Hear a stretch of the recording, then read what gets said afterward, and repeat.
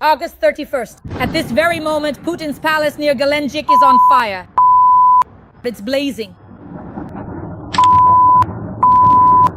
Sources report a drone crash and sabotage.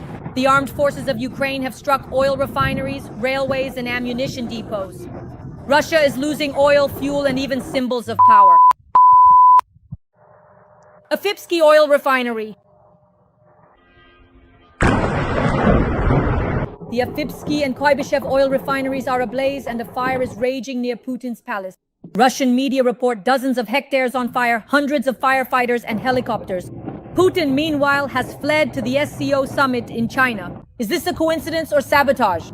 Let's discuss the new special operations by the SBU and GUR on Russian territory with Oleksandr Demchenko. Right now.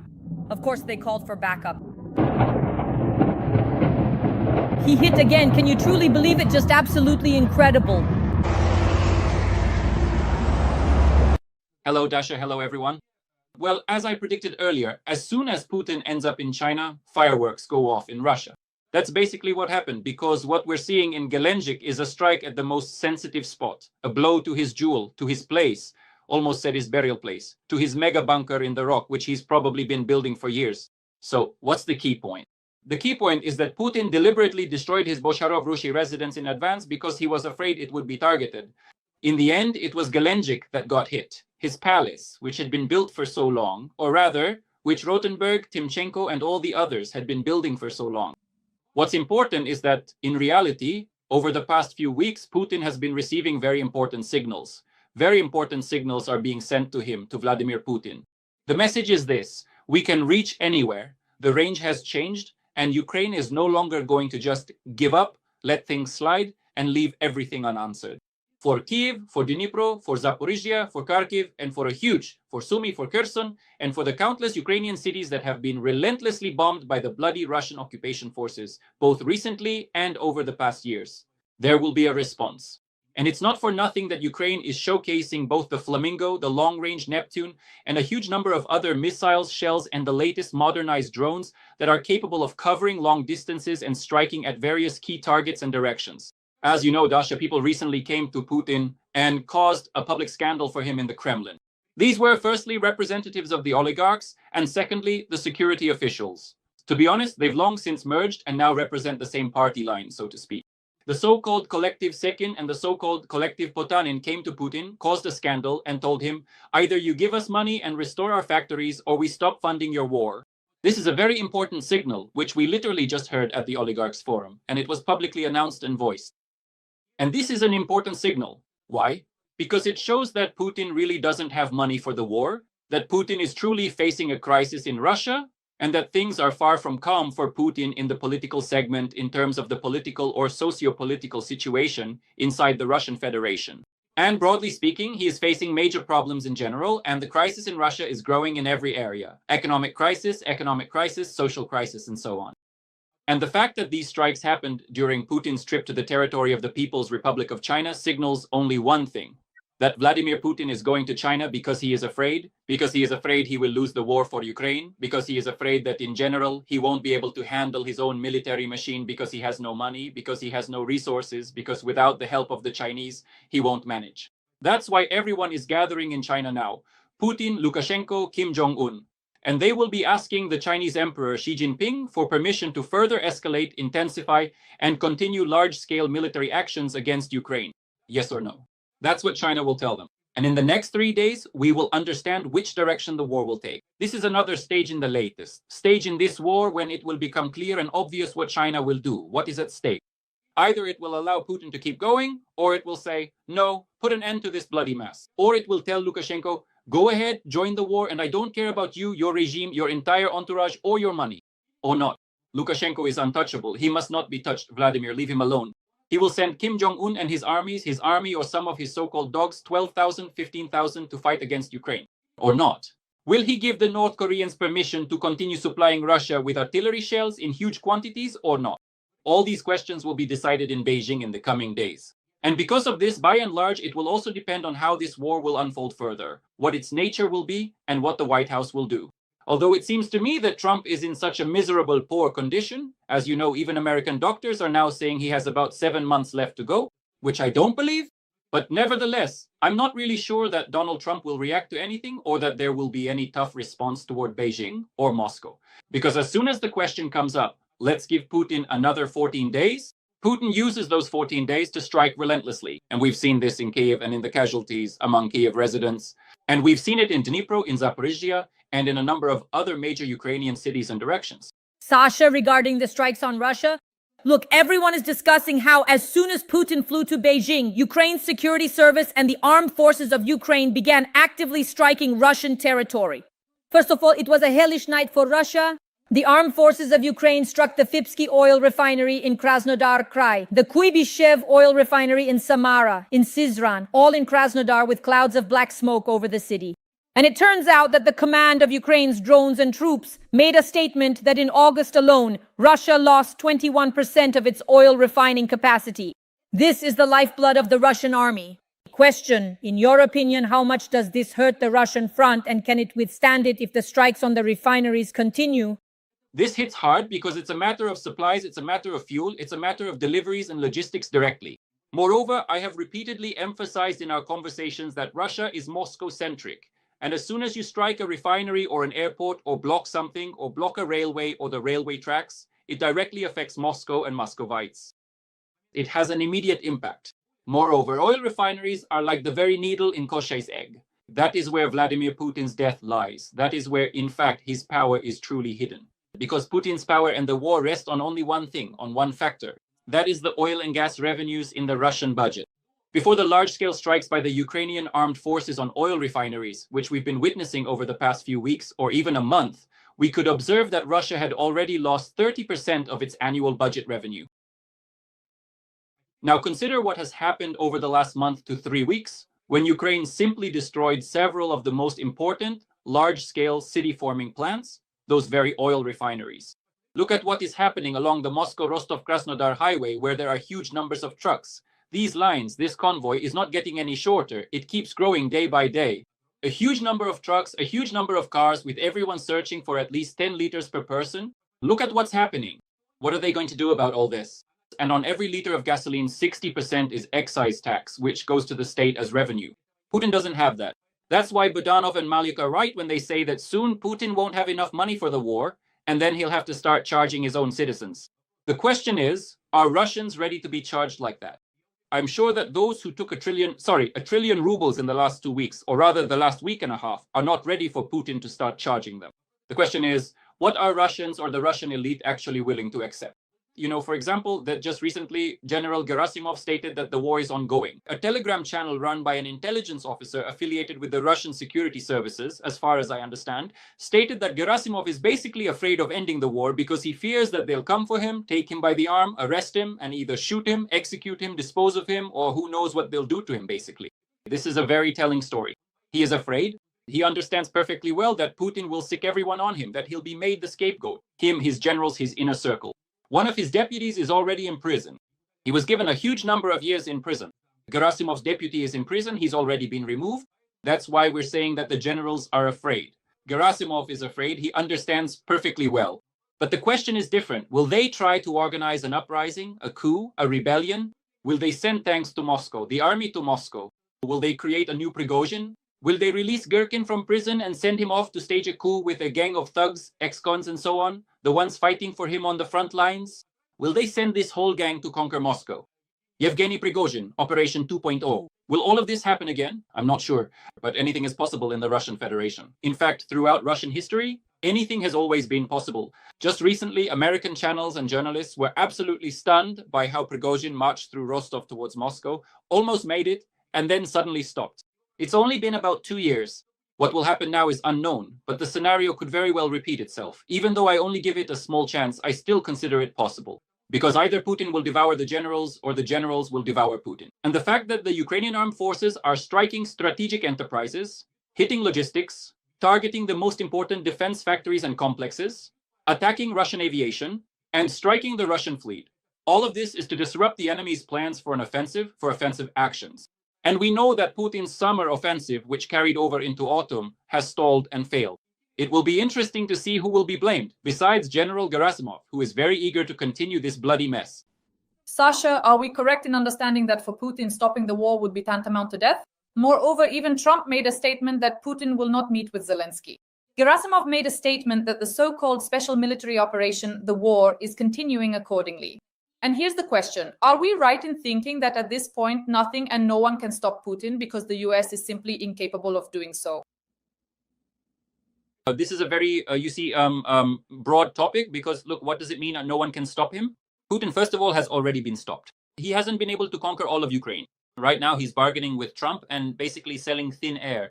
He says, I won't conquer all of Ukraine, seize Kyiv, or change the government. And you please give me the remaining thousands of square kilometers of Ukrainian Donbas territory and freeze the war.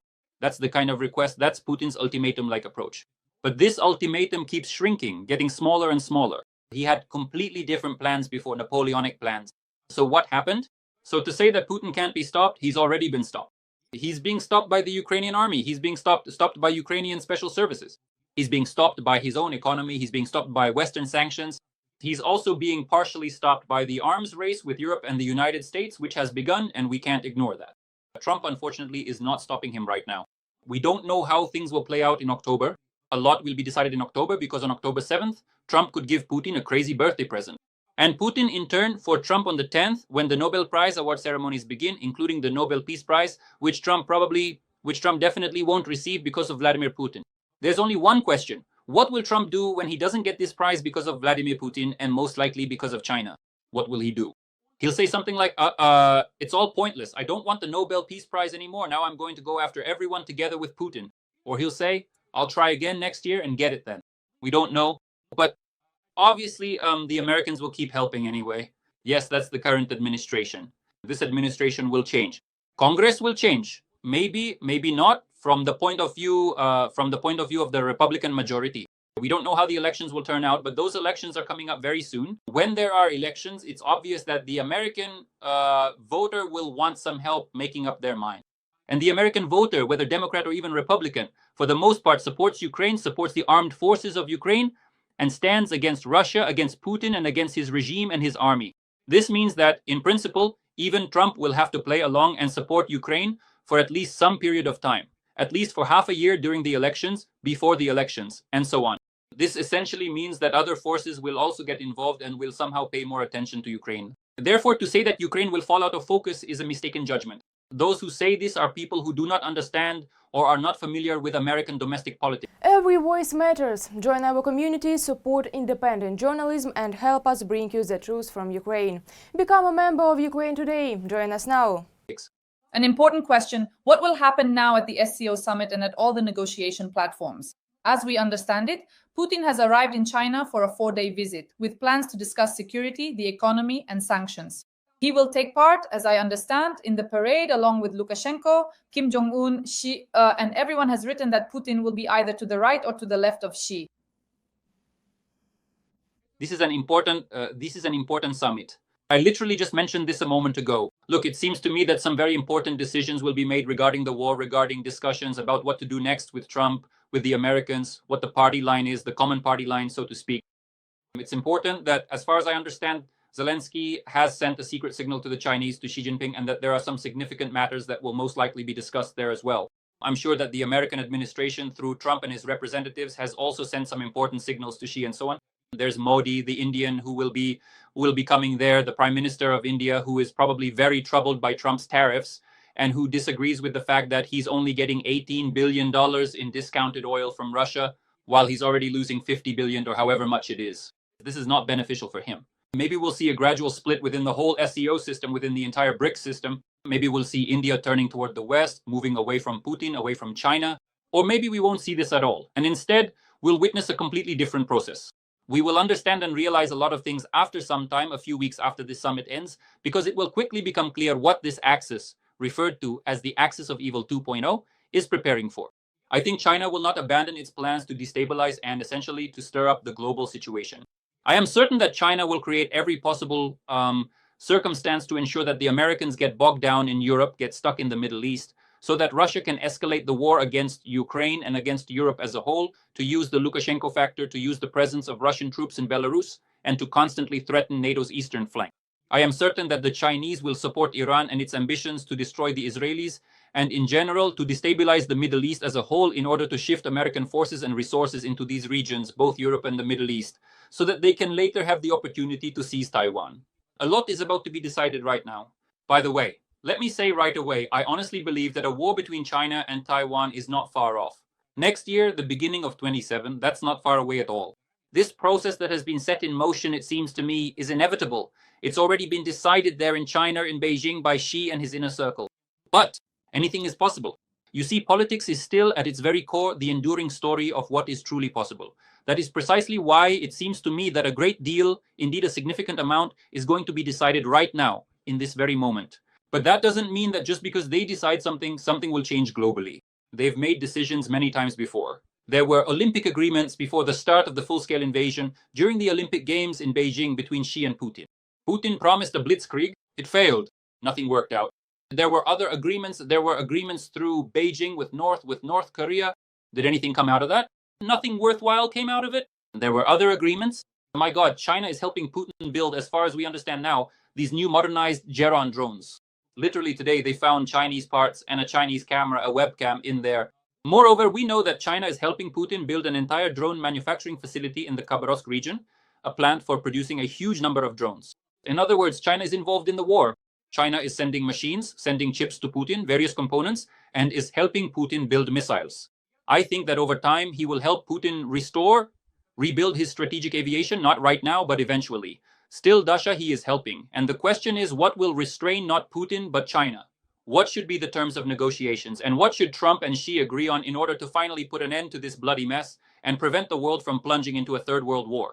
These are the key questions. But I am sure that in November, at the end of October or the beginning of November, when Trump and Xi meet, we will also find out what the world will face in the following 6 months.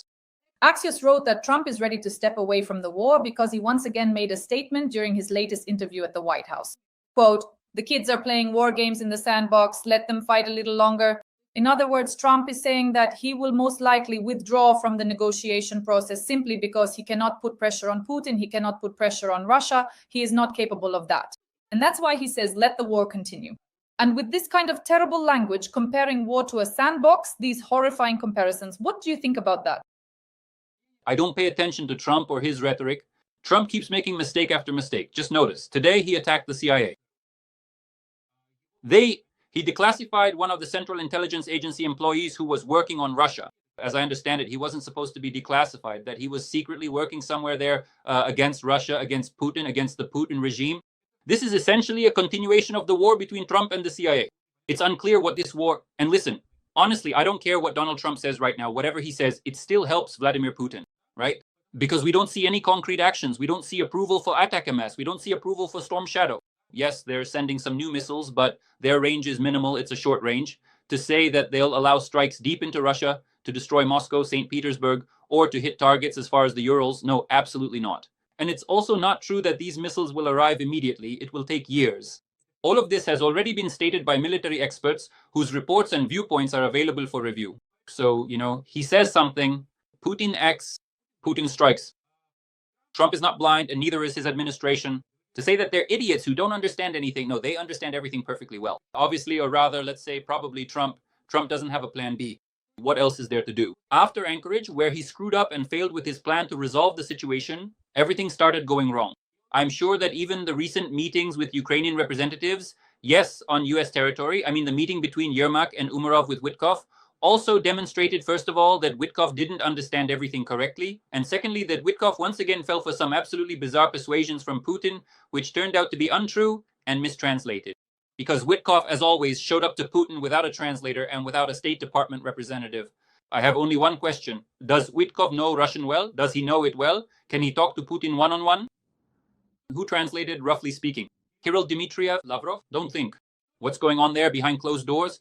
But I think that the Ukrainian delegation made it clear and outlined the red lines once again. Moreover, it seems to me that this time Europe, this European G7 together with Zelensky, showed Trump that no, Europe's security issues will be decided with Europe at the table, not without Europe at that same table.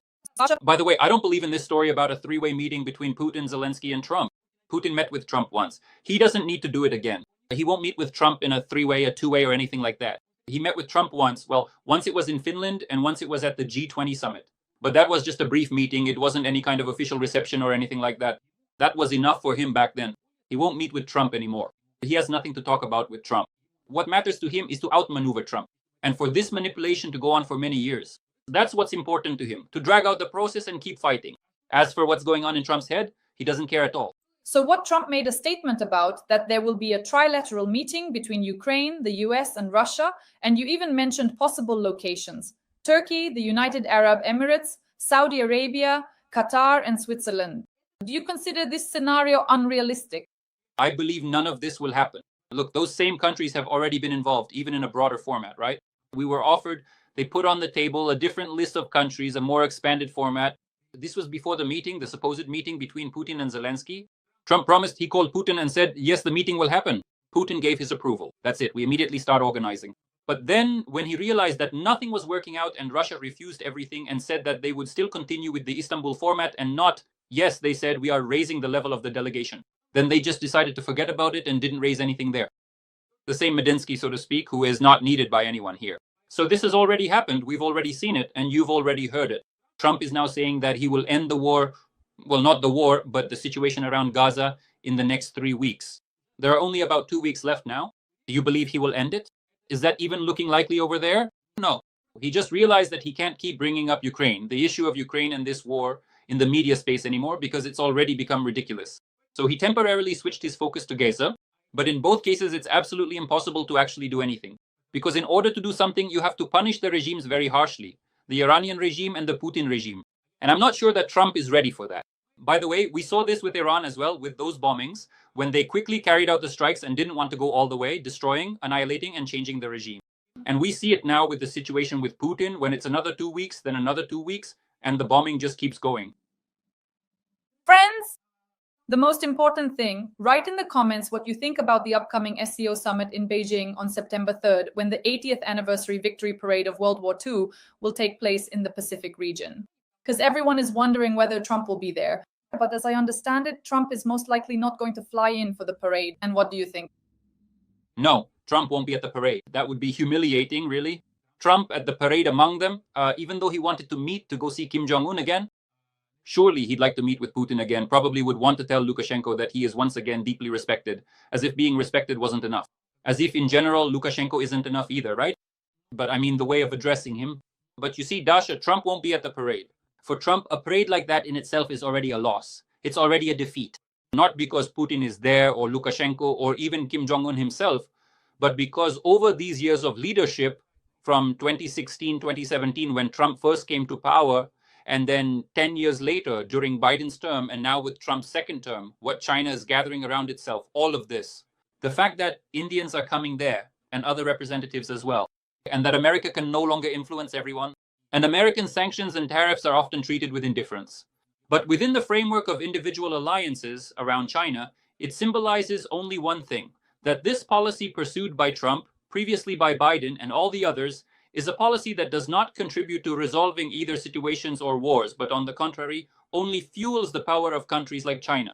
Unfortunately, Friends, please like this video. Write a few kind words in the comments to support Ukraine's armed forces, our partnership. Once again, tell us in the comments what you expect from the SCO summit and from September, specifically